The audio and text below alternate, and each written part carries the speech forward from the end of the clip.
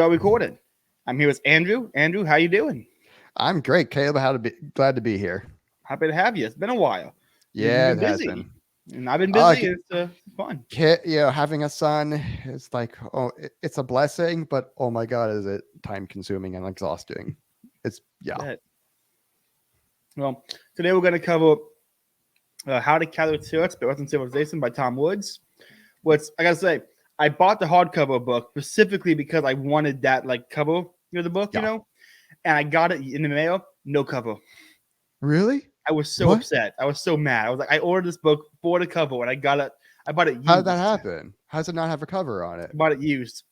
Oh It was like shit, man. $2. I'm like, $2 used, I'll buy that. And they gave me out the cover. I'm just like, I'm not gonna Oh buy it man. again, but I might buy it again just to get the cover because it's a beautiful cover. I mean, it's a Yeah. incredible cover for a book.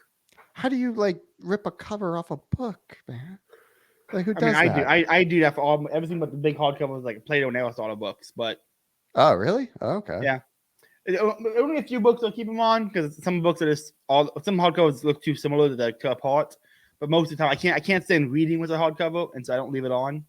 Oh, But okay. for display reasons, I kind of like to put them back. When I finish the book, I put the cover back on and throw it back up there. All right. Mm. This was paperback, yeah. Oh, nice. Yeah, I need Paperback's nice. the goal is to eventually interview Tom Woods in person. And while we're talking, it's randomly slide another book. Like, can you sign this one too while we're talking? And just keep sliding him books. I think I have all but like one of his books. And the last one I don't have is coming in the mail tomorrow. Which one? Sacred Then, Sacred Now. I got the last copy on Amazon of his book on the Traditional Latin Mass. Oh, I didn't know he had one. I'm gonna have to look that It's one all up. about Pope Benedict. It's about Pope Benedict and the Traditional Latin Mass. Sacred Then, Sacred Now. It's like one of the good. books. It's one of the books he wrote when he was mainly doing like before he really went deep into politics. He did a lot of Catholic stuff. He was like, well, he did stuff with Catholic Answers. He did Search for Modernity. So he was much more of a Catholic historian than he was going to be a political commentator. And his Catholic work is incredible. Yeah, he's very talented. This book, is like seminal to understanding. It's a seminal primer for basic history. Oh yeah, absolutely. He had a tweet the other day. Like he posted, he did a podcast on the death of Pope Benedict, and someone commented a video. One of those like Quinn's "All Catholics are pagan" videos. And he responded with, "I'd rather worship the sun than be a Protestant, so no, thank you." I'm like, yes, that is peak Catholic chat energy from Tom Woods. I love it. Yeah.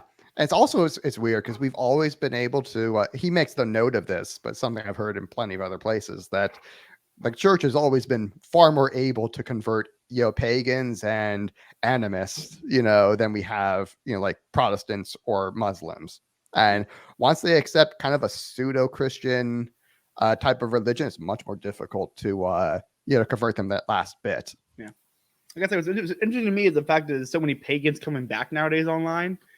Like I had a Hermes, his last name, but Hermes on Twitter on, and we did a whole episode on because he was a Neoplatonist pagan, and so he actually does pagan apologetics. Which is interesting. He was a very interesting fellow. I would have him on again and talk to him. I don't agree with him, obviously, but is that real or is that kind of just edgy atheists? No, it's to some pagans as the atheist, but for some that's what we talk about. Like how much of it is as the atheist, which is that group. I'm like, how much of it is actually like philosophically coherent? That's me. He's a Platonic guy. There was the logos that didn't manifest itself in different forms, and as the form like for the form of Platonic form of a truth kind of thing. So it was interesting. That's more stoic. Then there were a group of pagans who were kind of like in my opinion, like the political pagans who are like, well, you told me I can't be part of my heritage, so I return to the oldest parts of my heritage to celebrate the woodland ancestors, kind of saying. So they have no idea how completely removed they are from like that. It's like yes, that level of morality is completely different than whatever they're doing. Yes.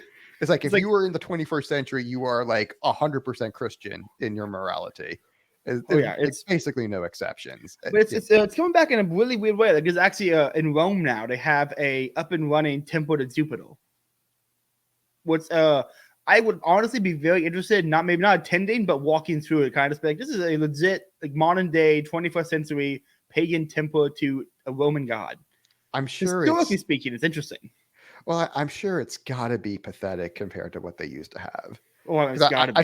I've seen a few things of like a It's like a temple to Apollo or something like that, and the thing's like barely bigger than an outhouse. And, like Apollo is rolling in his grave. Yeah. I'm sure he's really unhappy with this. Oh yeah. Anyway, let's get talking about how we Christianized the barbarians. That's right. So it's a great book from Tom Woods, How to Characterize Western Civilization. I'll read some, and then Andrew can take over and read some more, and my voice ends up getting annoying to the audience. Then they can be annoyed by my voice. That too. And then we'll just comment as we go. If something you said we like, we'll just stop it in comments. So stop me anytime. Chapter 1: The Indispensable Church. Philip Jenkins, distinguished professor of history and religious studies at Pennsylvania State University, has called anti-Catholicism the one remaining acceptable prejudice in America. Yes. Yeah, pretty much. Yeah, it's 100%. I mean, the amount of if you could make it so people make jokes about no one makes a joke about Islam people, or you make a joke now about Muhammad having a 6-year-old wife and people look at you funny. But you make a joke about priests touching boys or worshiping Mary and no one bats an eye. It's ridiculous how acceptable it is to be anti-Catholic. I translate that everyone is being anti-truth nowadays. Yeah, this country was pretty much founded as very anti-Catholic. Yeah, and so it's like that pretty much goes all the way back. That's really is part of the American heritage. Yeah, I have a great book on that stuff called Continental Achievement. It's the history of Catholicism in America. It's a very interesting read, especially when you realize things like they weren't allowed to celebrate Christmas and the government rounded up Christmas gifts. They weren't allowed to perform mass. It was basically just early Catholics in America were more or less the same as the early church fathers trying to perform mass in a basement somewhere, in Rome. Yeah, pretty much. And so it's interesting. Although it's different because you get some of the more southern states that were pretty Catholic, originally, and then they were brought into the Union afterwards. They weren't a part of the original 13 colonies. And so it's like this, it varies from place to place. Yeah, I think it was Columbus, I think the first place when Columbus landed, first thing they did in America was had a mass. So it consecrated America right there. And so it's the Catholic America, the Catholic and American, how America is a Protestant nation, but how it was kind of found by Catholics. And it's a real interesting history that I need to look more into. I mean, it's like the first, was it, probably almost 150 years in America was entirely Catholic, because that was who founded it. It was Spain and Portugal, basically. Let's go Spanish, people. Mm-hmm. His assessment is difficult to dispute, and our media and popular culture little is off limits when it comes to ridiculing or parodying the Catholic Church. My own students, to the extent that they know anything about the Church, are typically familiar only with the alleged Church corruption, of which they heard ceaseless tales of varying credibility from high school teachers. The story of Catholicism, as far as they know, is one of ignorance, repression, and stagnation. Western civilization stands indebted to the Church for the university system, charitable work, international law, the sciences, and important legal principles, and much else besides has not exactly been impressed upon them with terrific zeal. Western civilization owes far more to the Catholic Church than most people, Catholics included, often realize. The Church, in fact, built Western civilization. Western civilization does not derive entirely from Catholicism, of course. We can scarcely deny the importance of ancient Greece and Rome, or the various Germanic tribes that succeeded the Roman Empire in the West. That's formative influences in our civilization. I got something to say about that because people say, "Oh yeah, the corruption," and it's like, well, I mean, Christ promised to protect the church from error, not from sin. So it's like, I mean, what did you expect? I mean, the first, on day one, or actually day -1, the first Pope Peter denied he ever met Christ 3 times in one night. It's like he set the bar nice and low. Yeah, and but what really stands out about the Christian morality that we have today in the West was, and really when I say Christian, I mean Catholic, was how starkly different it was from the paganism that came before it. This, and the charity part particularly didn't exist, not even remotely a thing. And the idea that you would help the weak is what? I mean, it's blown people's minds that this was a thing, ever would have become a thing. Yeah. If you rewind to the days of Christ, and talking in pagan Greece, this was not a thing.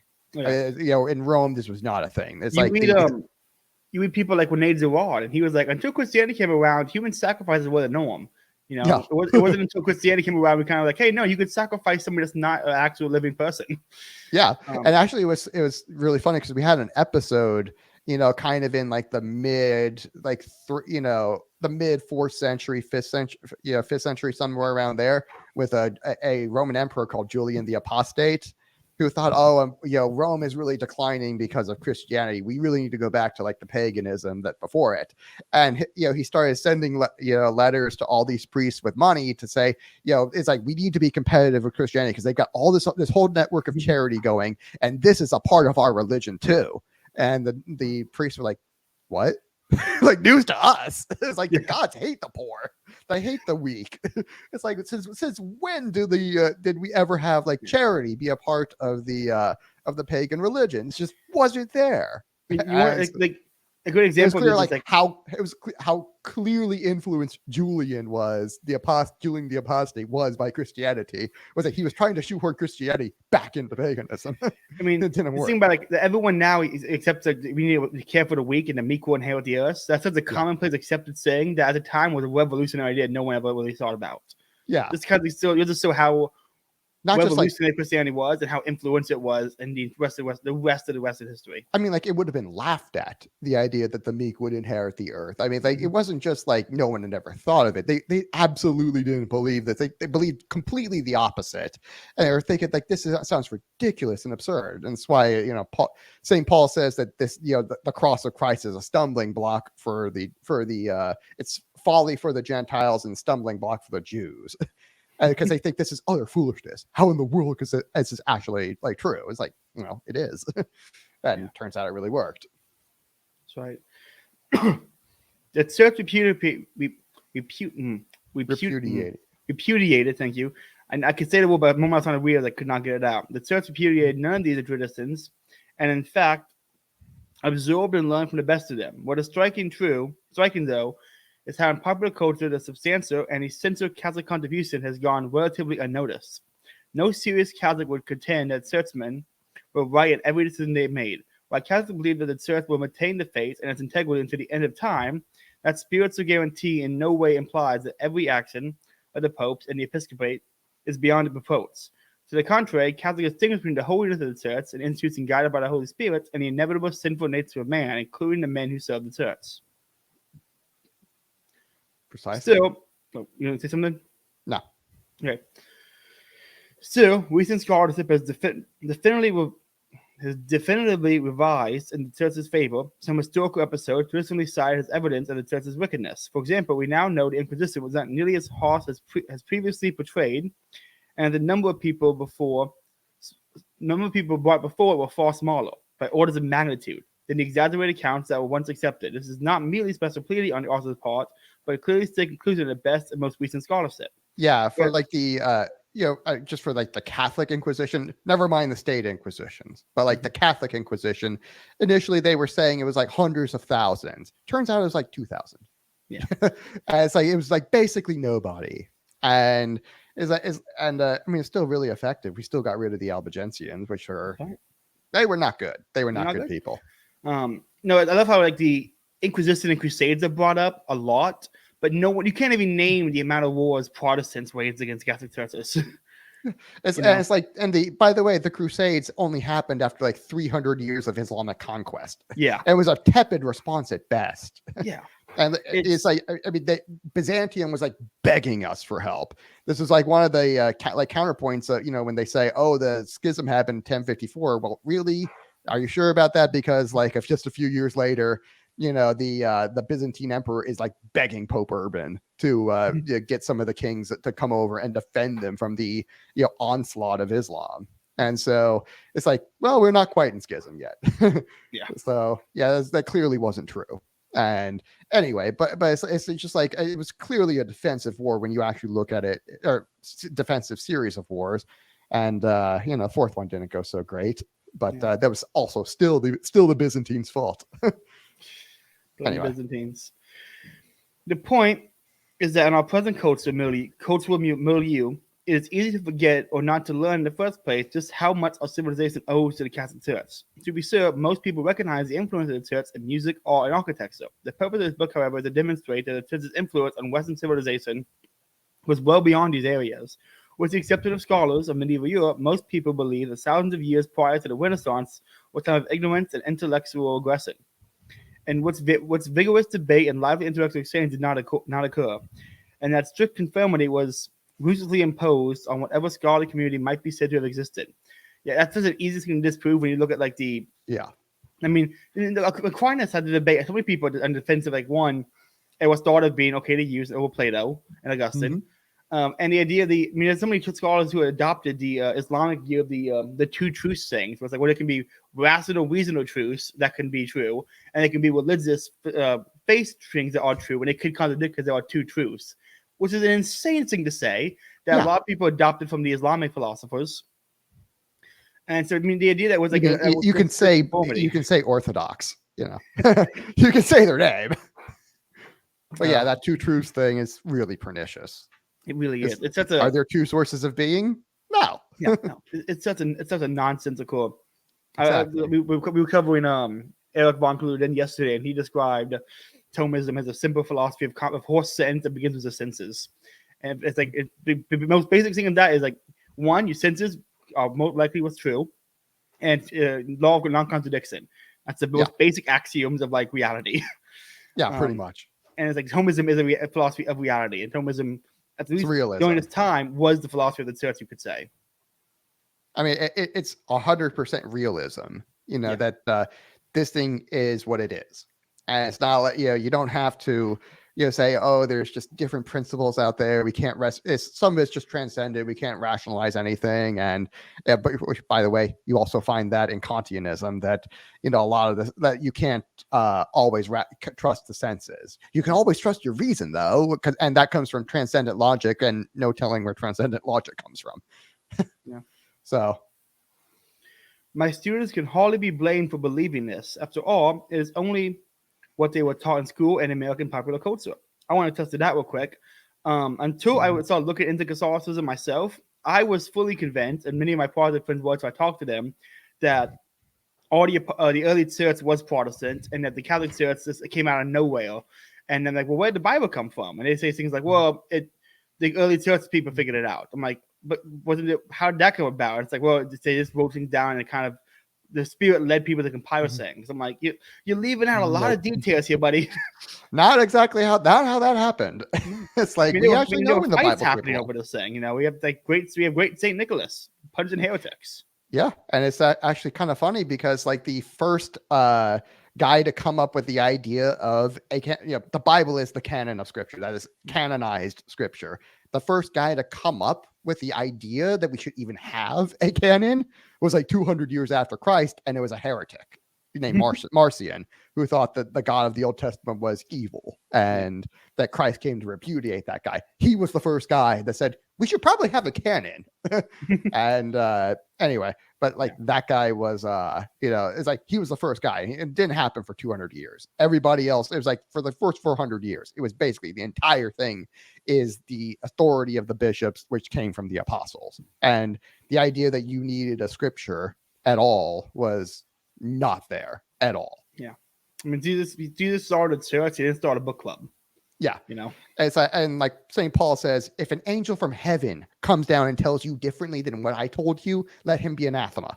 So it's like, it's all about what the apostles were saying, not about like, a book, which by the way, didn't exist. Yeah. Even some professional authors can still be found giving credence to this view. In the course of some research, I came across a 2001 book called Second Messiah by Christopher Knight and Robert Lomas. These authors paint a picture of the Catholic Church and its influence on Western civilization that could not be more wrong.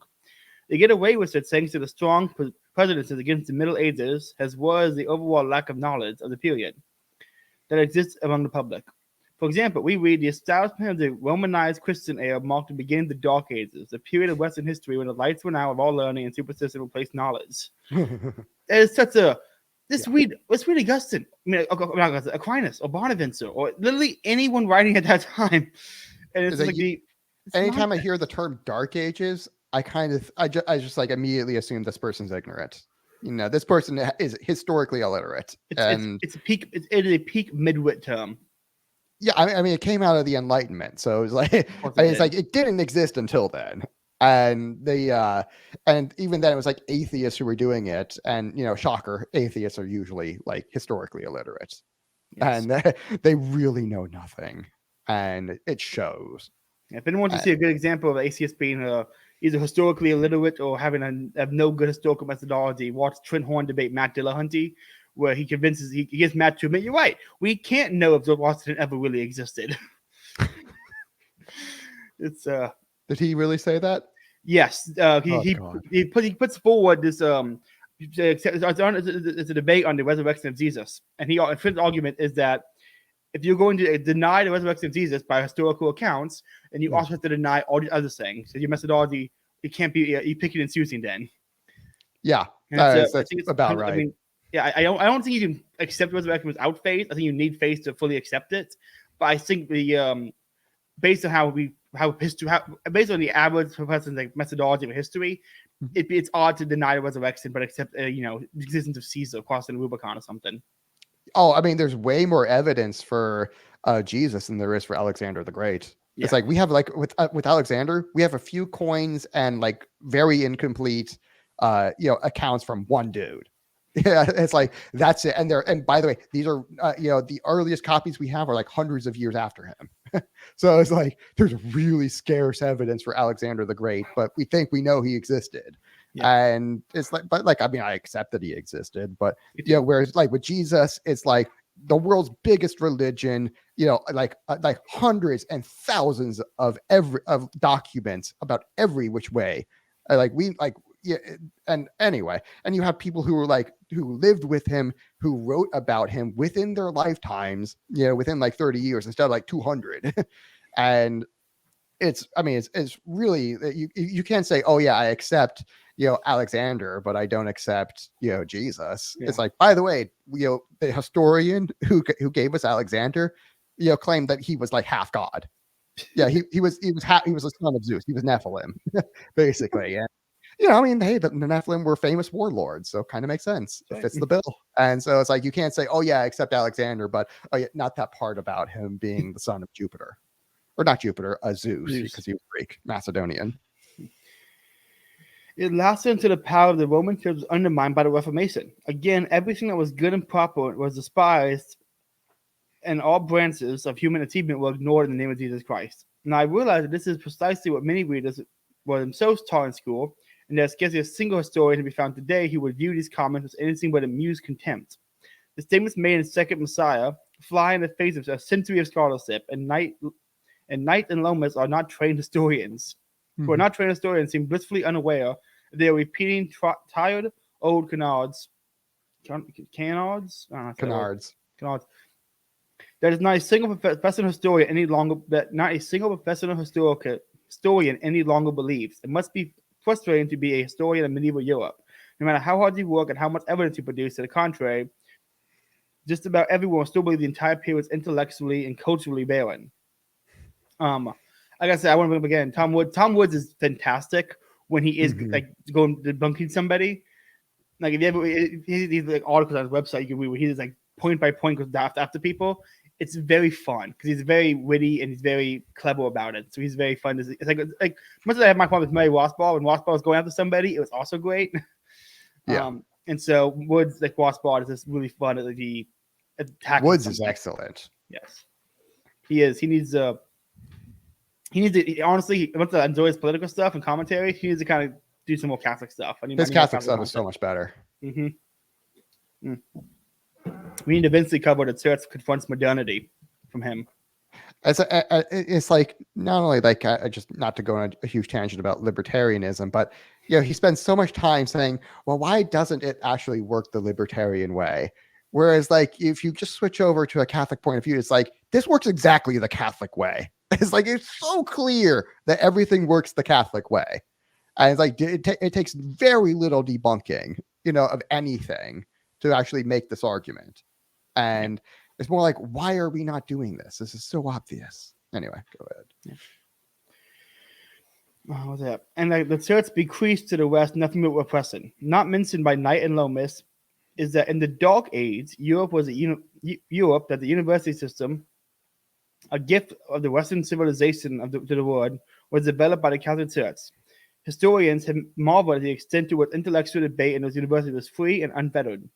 The exhortation of human reason and its capabilities, a commitment to rigorous and rational debate, promotion of intellectual inquiry and scholarly exchange, all sponsored by the church, provided the framework for the scientific revolution, which was unique to Western civilization. Oh, not just that. Is like that the not only was it like free to the point that almost to a fault, it was like it wasn't the church that was actually holding back debate and repressing anybody. It was the state. It was like the secular authority felt threatened by how free the universities were, and they were the ones trying to impose censorship on it. And the Pope, had more than a few times had to say, "Fuck you, no, you can't do that. That's our property." It's like these guys get to do whatever they want, and by papal bull, and that gives them that right. And so it was actually like the highest hierarchy of the Catholic Church saying, no, let them do what they want. I think that was in Paris, I want to say. Makes sense. For the last 50 years, virtually all historians of science, including A.C. Crombie, A.C. Crombie, David Lindbergh, Edward Grant, Stanley Yockey. That's Stanley Yockey, yeah. And Thomas Goldstein and J.L. Heilbronn. Okay. Have concluded the scientific revolution. Sorry, I don't know what's my tongue today. Mm-hmm. Have concluded the scientific revolution was indebted to the Church. The Catholic contribution to science went well beyond ideas, including theological ideas, to encompass practicing scientists, many of whom were priests. For example, Father Nicholas Sterno, a Lutheran convert who became a Catholic priest, is often identified as the father of theology. The father of Egyptology was Father Ignatius Kurtzer. The first person to measure the rate of acceleration of a freely falling body was yet another priest, Father Giambattista Riccoli. Yeah, thank you. Father Walter Boscovich is often credited as the father of modern atomic theory. Jesuits so dominated the study of earthquakes that seismology became known as the Jesuit science. Which nowadays the Jesuit science means something kind of different. I know, yeah. But I gotta say, I'm very curious what like Middle Ages Egyptology was like from a Catholic perspective.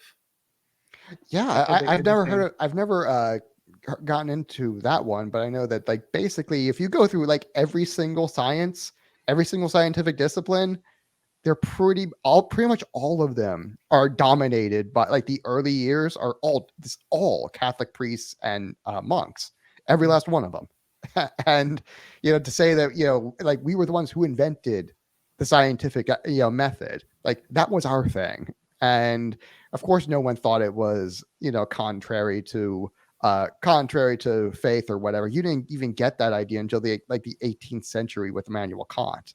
Yeah. This idea that faith and reason are opposed is extremely recent and also false. And that is far from all. Even though some 35 craters in the moon are named for Jesuit scientists and mathematicians, the church's contribution to astronomy are all but unknown to the average educated American. Yet as J.L. Heilbronn of the University of California at Berkeley points out, the Roman Catholic Church gave more financial aid and social support to the study of astronomy for over 6 centuries, from the recovering of ancient learning during the late Middle Ages into the Enlightenment, and any other than probably all other institutions. Still, the Church's true role in the development of modern science remains one of the best kept secrets of modern history. While the importance of the monastic tradition has been recognized to one degree or another in the standard narrative of Western history, everyone knows that the monks preserved the literary inheritance of the ancient world, not to mention literacy itself in the aftermath of the fall of Rome. In this small accomplishment there, by the way. The fall of Rome, what a shit show. By the way, we're headed that direction again. But I mean, this was, oh my Lord, you had multiple times where the population itself got halved. And that sounds bad. And it's actually much worse because when you have the population, you're talking about an 80% drop in economic output, which means your standard of living is like getting cut by like 80%. It's like, no wonder, like it's like reading is like the last thing you care about. It's like you are like starving to death, at that point. It's like you were fighting off really, really deep famine because there's nobody to grow the food. It's like you've cut down society to basically just agrarian, maybe. Like that's how bad it is. Cities are just empty, and I mean, it's like it's you decimate. And this happened not once, but at least like 2 or 3 times during like the so-called Dark Ages. And the reason was like wars. Wars and pestilence were basically the two things. By the way, they were related because the way we got the Black Death was that the Mongolian was like that's a little bit later on. Like the Mongolian hordes rolled through Crimea, and the Venetian merchants who were there at the time, they saw the armies coming, and thought, well, really the armies had gotten there already, and they're like, yeah, we should leave. And so, but before we do, we stop over at another place and buy some slaves from them, and then take those back to Venice. And unfortunately, some rats got on that ship and brought the bubonic plague to Italy. Oops. So it's actually not even, and that also the bubonic plague have the population. So again, and so it's like literally like 2 or 3 times we got just completely decimated. Yeah. The other times was Attila. He was Hitler before Hitler. In this book, the reader will discover that the monks' contribution were in fact far greater. One can scarcely find a significant endeavor in the investment of civilization during the early Middle Ages, in which the monks did not play a major role. As one study described it, the monks gave the whole of Europe a network of model factories, centers for breeding livestock, centers of scholarship, spirits of fervor, the art of living, readiness. Readiness for social action. In a word, advanced civilization that emerged from the chaotic waves of surrounding barbarity.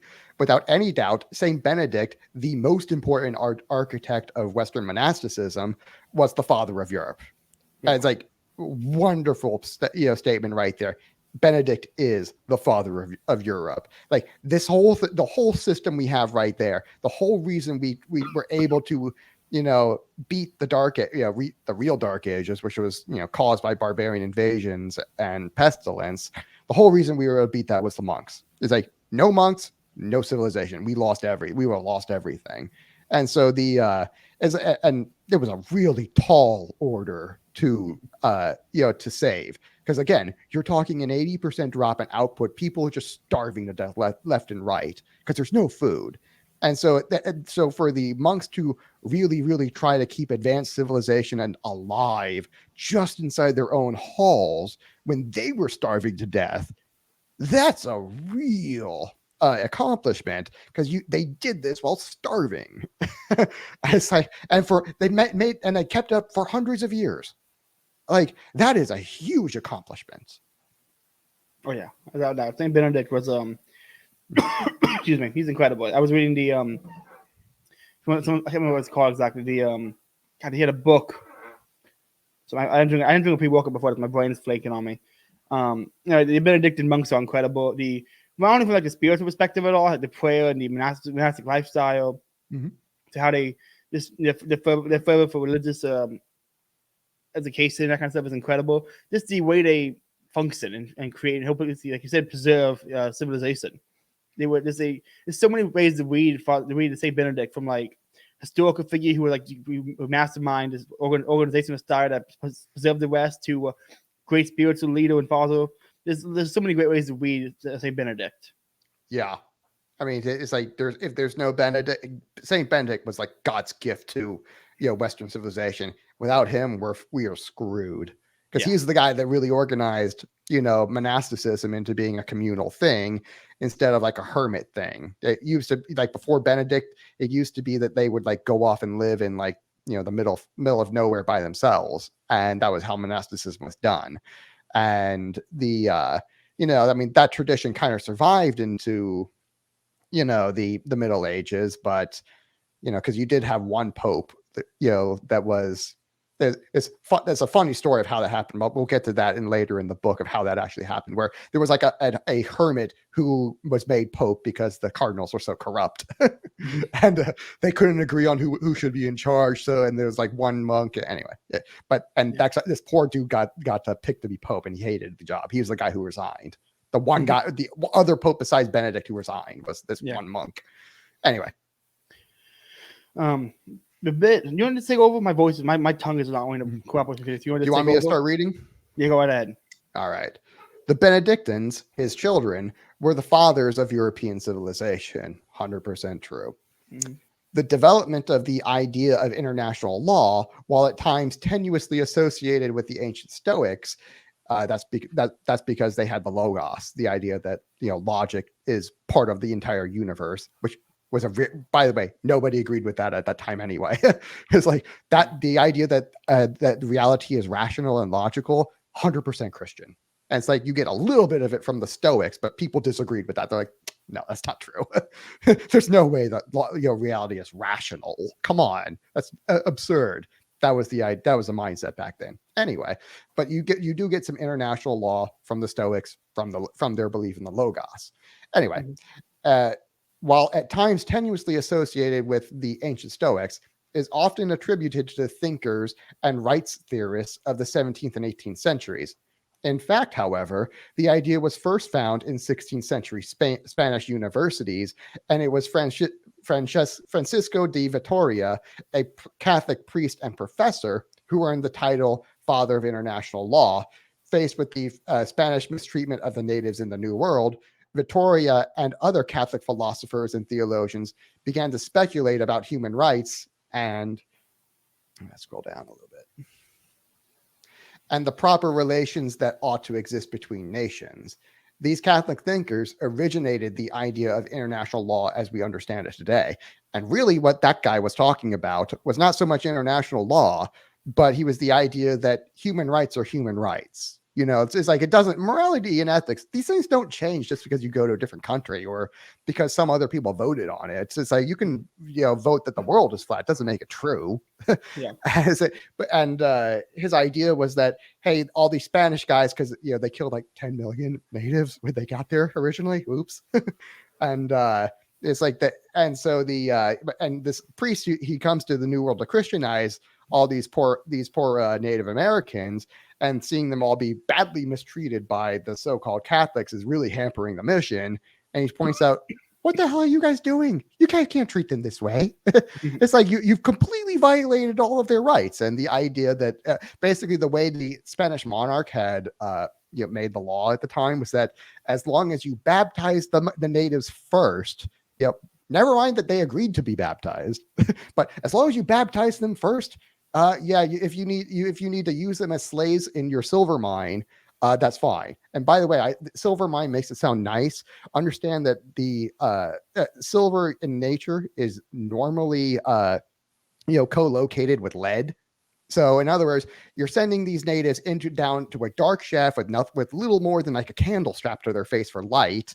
Yeah, and to dig up an ore that is chemically bonded to lead, and if you manage to survive that, well, the way you refined it, silver back then to chemically split it from lead was that you use mercury. And so it's like poison. Oh, yeah. So in all, about 12 million Native Americans died in that one mine because of how the Spanish were treating them. And keep in mind, the population of Spain around that time was like 10 million. And so it's like, that's the amount of people that these idiots were killing. And this one priest is like, you can't do that.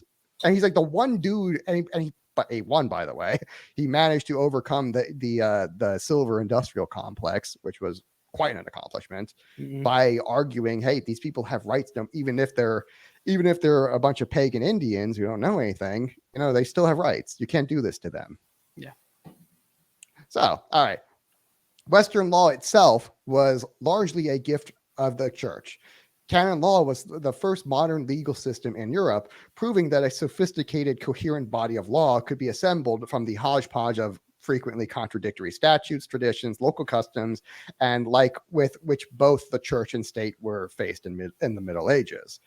According to legal scholar Harold Berman, it was the church that first taught Western men what a modern legal system is like. The church first taught that conflicting customs, statutes, cases, and doctrines may be reconciled by analysis and synthesis. The idea of formulated rights comes from Western civilization. Specifically, it comes not from John Locke and Thomas Jefferson, as many might assume, and like many Protestants might assume, but from the canon law of the Catholic Church. Other important legal principles associated with Western civilization can be traced back to the church's influence, as churchmen sought to introduce rational trial procedures and sophisticated legal concepts in place of the superstition-based trials by ordeal that had characterized the Germanic legal order. And by the way, oh my God, these were horrible. It's like, because like the way they did, like the way Germanic law kind of worked was that like it was designed to keep the peace. It was not designed for justice. It's like it was designed that the ordeal really means ordeal.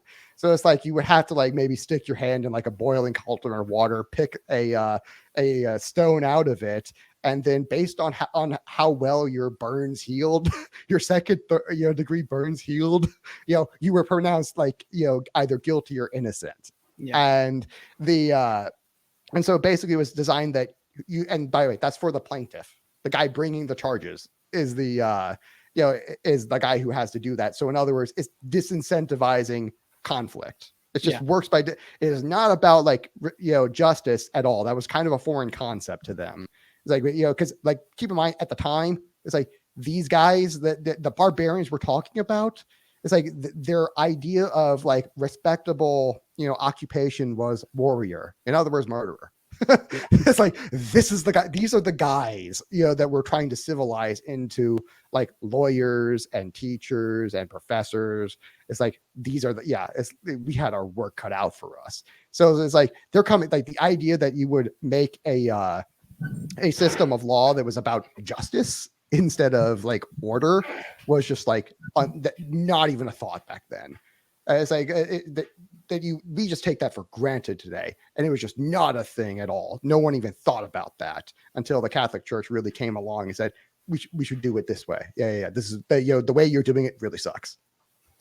It's crazy to see how much like little things are just. This is why I love this book. Is there's just so many little things people kind of ignore. Where it's like, hey, you love court dramas? Well, thank the church for that. Yeah. There's so many little things we just take for granted. Where it's like, hey, you like having rights? I mean, I think rights are great, but you like having the fact that guilty before you innocent to prove guilty. You're welcome. You like private property? You have the church to thank. You like capitalism? You have the church to thank for that. It's like the idea of property that you had in like Rome. Completely different. There was no idea that you had like a right to the property. It's just you're the motherfucker who controls it. Excuse my French, but it's like the way it worked was that like okay, my party's in charge, and we're gonna throw and we physically thrown the last guy out and installed you instead as like the owner of like this particular farm. It's like you only own. I'm saying that in air quotes this property because your party had won the last election and. I mean, stole the last election, really, but because that's what that actually is. And is the idea that you had just a right that transcended the state, unthinkable. Like that did not exist, and it's like that was a product of like the 12th century. Oh yeah, we're getting the part I know a bit more about here. Mm-hmm. You want me to take over? You want me to take over? You got it. You can go. Okay. According to old economic historians, modern economics comes from Adam Smith and other economic theories of the 18th century. Most recent studies have emphasized the importance of economics thought late Scholastic period, particularly the Spanish Catholic theologians in the 15th and 16th century. Some like the great 20th century economist Joseph Sumpter have even gone so far to call these Catholic thinkers the founders of modern scientific economics. Yeah, that's the School of Salamanca. Oh yeah, if you want to hear more about that, one Murray Rothbard's History of Economics Thought. What's much as I might see as Rothbard, his histories are normally specifically intellectual history, like that one is big. That one and what's it called? Educates in free compulsory, where he traces all public schooling back to Luther and Calvin, hating the church.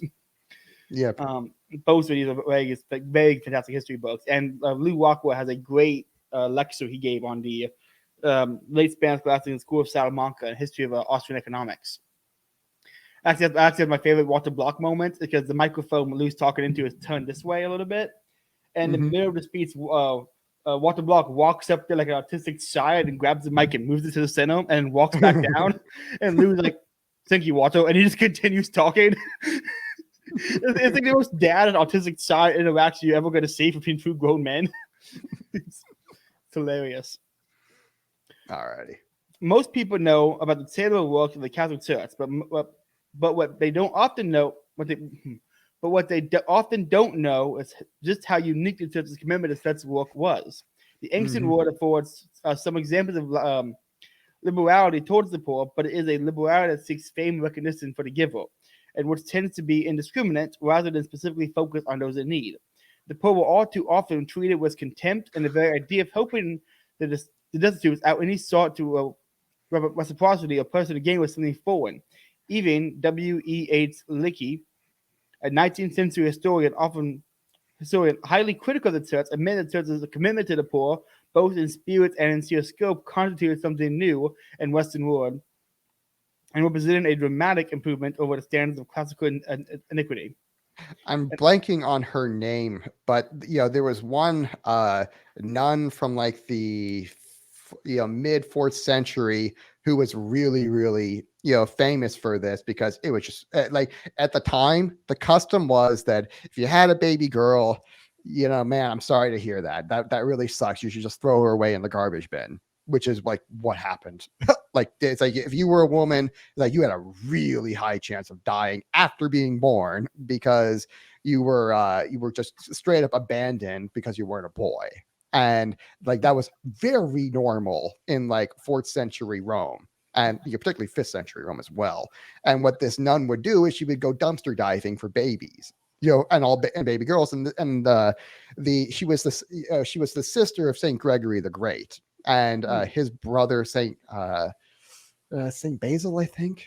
And but anyway, they're like 2 out of 3 Cappadocian fathers were brothers, and their sister was like Cappadocian fathers are the guys who came up with the idea of the Trinity kind of after Augustine had figured it out, but they did it independently.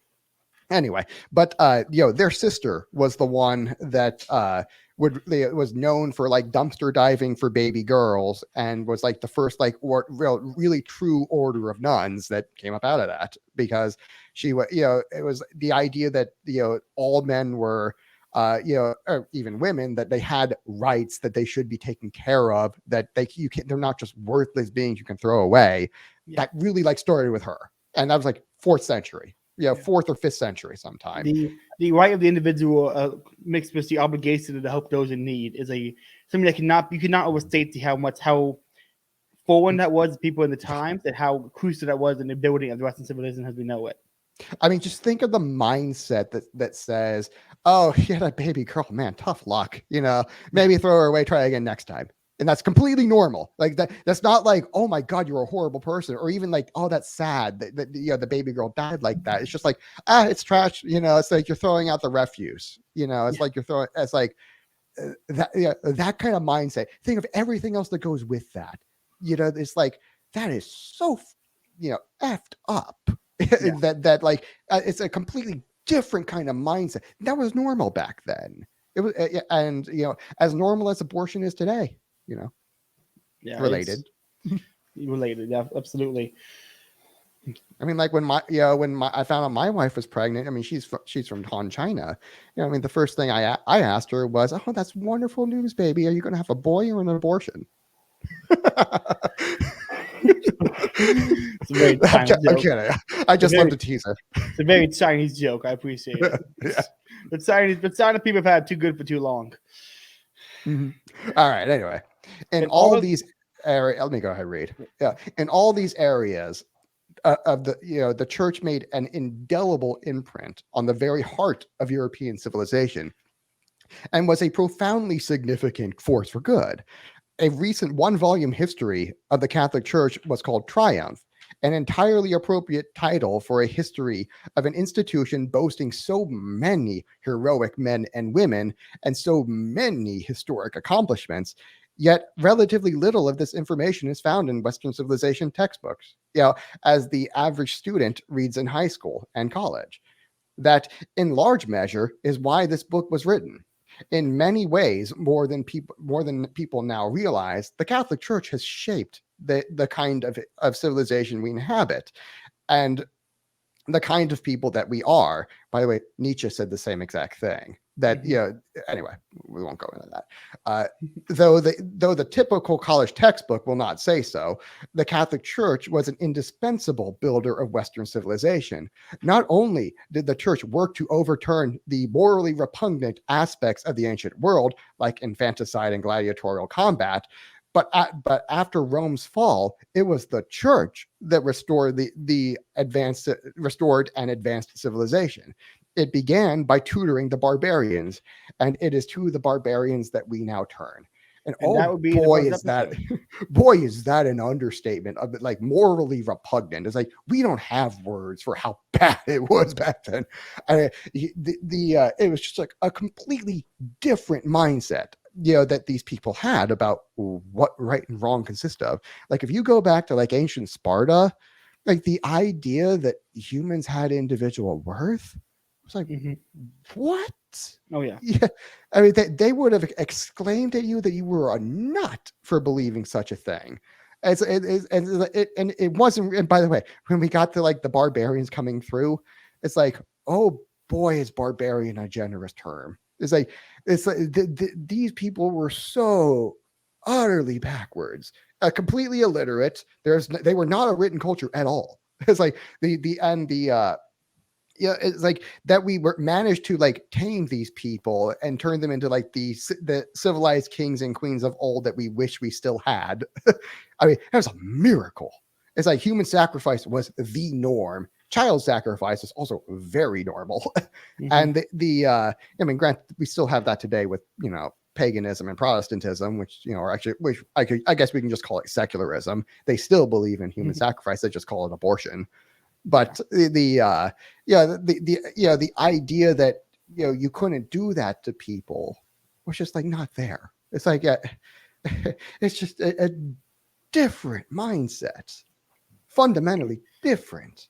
It really does speak to the I don't like cultural relativism when it's applied to like judging other cultures. But I think you have to if you're gonna do history and using cultural relativism to better understand, to kind of put yourself in the shoes of people at the time to understand it, but you really understand like how forward and backwards and how far we have progressed morally speaking. And people do that and then go, well, yeah, because as human beings, we're just naturally going to get better and better as time goes on. It's like, no, bullshit. Nope. It was only because of the church that we got to this point. We had been at the barbarian level of morality for at least 6,000 years of human history. And by the way, the further back you go, it got worse and much worse. Oh, yeah. And and then you hit the Catholic Church right around like the 4th and 5th century when Rome just like tanked and died. And then all of a sudden we go like parabolic upwards. And it's like Roman Catholicism comes around.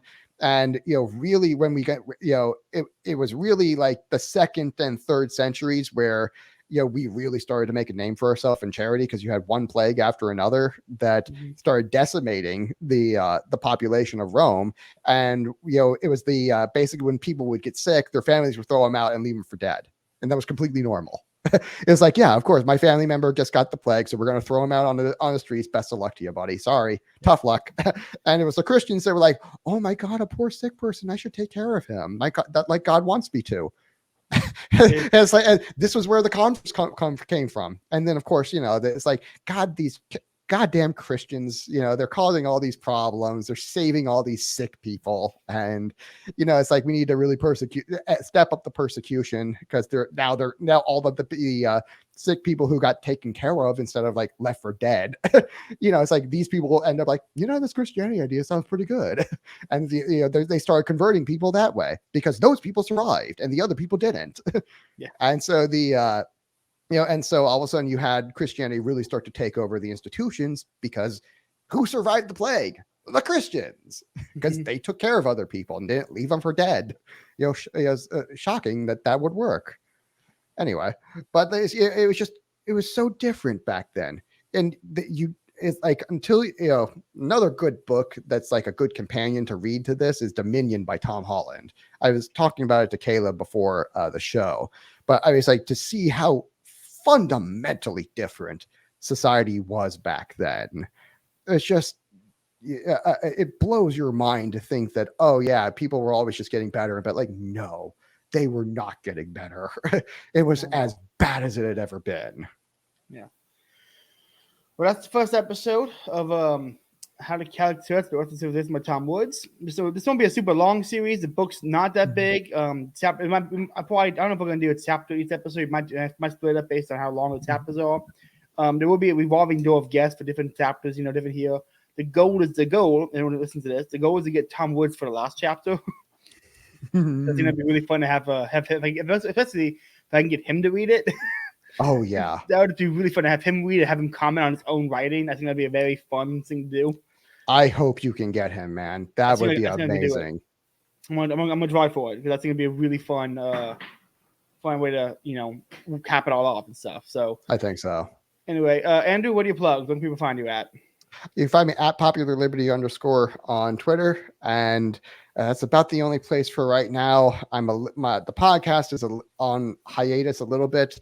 I will be coming out with a 2-part episode on Ostrotomism probably sometime in the next few weeks. And the recording's done. We just got to figure out when we're going to release it. And that's going to be on Christianity versus libertarianism.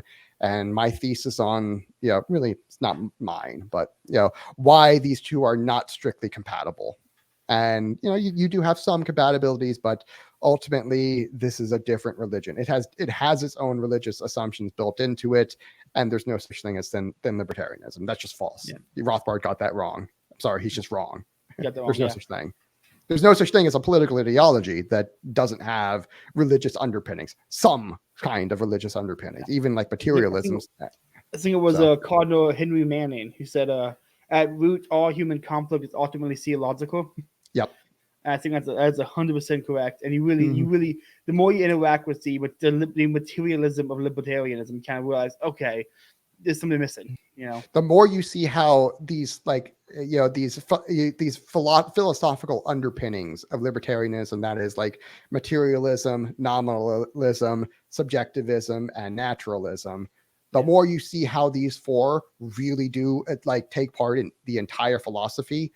It's like you see that how once you start taking apart each and every one of them, you have entire sections of libertarianism that are rendered false. And it's like, you lose all of intellectual property if you lose nominalism. It's like their whole thing about intellectual property doesn't exist. It's all bullshit or whatever. Entirely contingent on nominalism. If that's not true, none of their shit about how BS intellectual property is true, or necessarily true, I should say. You might be able to get to those conclusions by different means, but not really, not the same, and definitely not all of them. And if materialism is true, the idea that you have self-ownership, completely false. It's completely false. If materialism isn't true.